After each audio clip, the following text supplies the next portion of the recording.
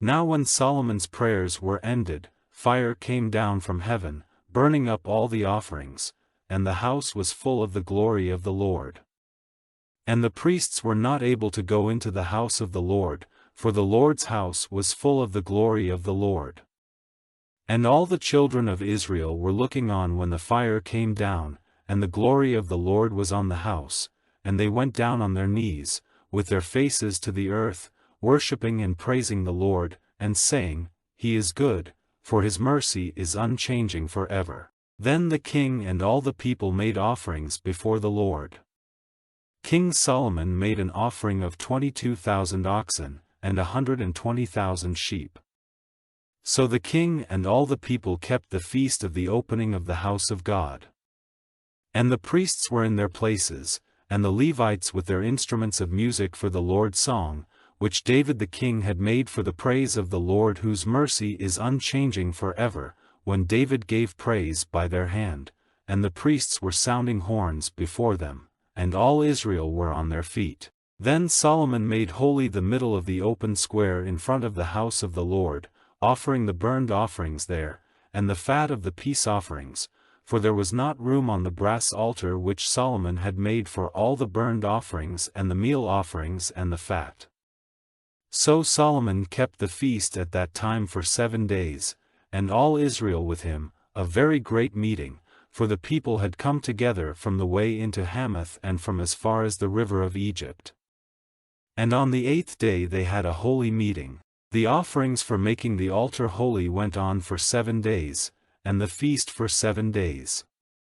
And on the 23rd day of the 7th month, he sent the people away to their tents, full of joy and glad in their hearts, because of all the good which the Lord had done to David and to Solomon and to Israel his people. So Solomon came to the end of building the house of the Lord and the king's house, and everything which it was in his mind to make in the house of the Lord and for himself had been well done. Now the Lord came to Solomon in a vision by night, and said to him, I have given ear to your prayer, and have taken this place for myself as a house where offerings are to be made. If, at my word, heaven is shut up, so that there is no rain, or if I send locusts on the land for its destruction, or if I send disease on my people, if my people, on whom my name is named, make themselves low and come to me in prayer, searching for me and turning from their evil ways, then I will give ear from heaven, overlooking their sin, and will give life again to their land. Now my eyes will be open and my ears awake to the prayers made in this place. For I have taken this house for myself and made it holy, so that my name may be there forever, and my eyes and my heart will be there at all times.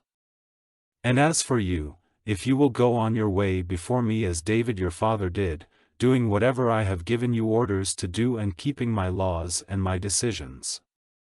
then I will make strong the seed of your kingdom, as I gave my word to David your father, saying, You will never be without a man to be ruler in Israel.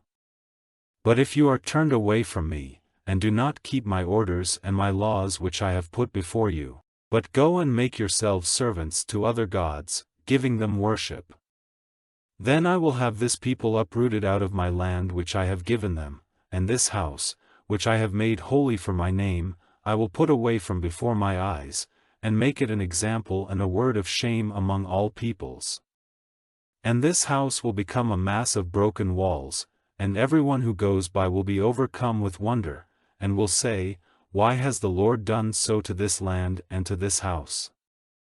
And their answer will be, Because they were turned away from the Lord, the God of their fathers, who took them out of the land of Egypt, and took for themselves other gods and gave them worship and became their servants. That is why he has sent all this evil on them.